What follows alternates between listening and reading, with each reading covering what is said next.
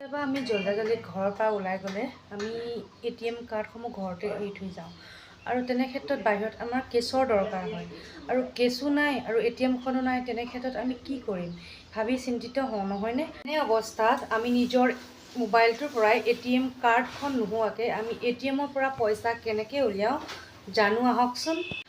যিটো মোবাইলত আপোনালোকে য়োনো SBI চলায় সেই মোবাইলটোত য়োনো SBI ছফ্টৱেৰটোত অ'পেন কৰি পিন ঢালি লগ ইন কৰি লওক।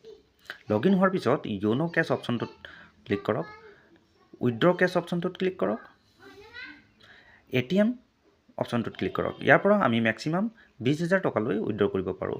মোক যিহেতু 1,000 টকাৰে প্ৰয়োজন, গতিকে মই 1,000 টকা এণ্টাৰ কৰি নেক্সট অপশ্যনটো ক্লিক কৰিলোঁ।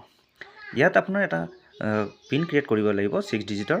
গতিকে মোৰ সুবিধা অনুযায়ী মানে মনত থকাকৈ মোৰ যিটো 157010টো বেছিকৈ মনত থাকে, গতিকে মই সেইটো এণ্টাৰ কৰি দিলোঁ। নেক্সট অপশ্যনটো ইয়াৰ পিছত ক্লিক কৰিব লাগিব।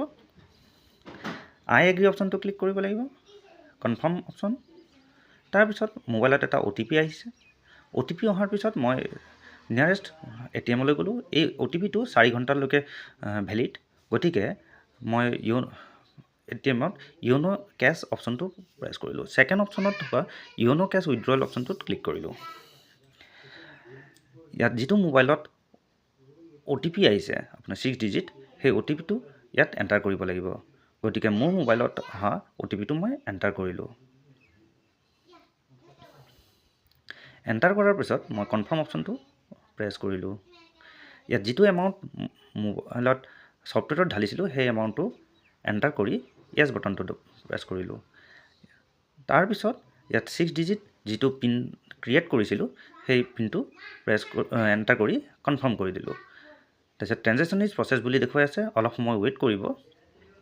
ৱেইট কৰাৰ পিছত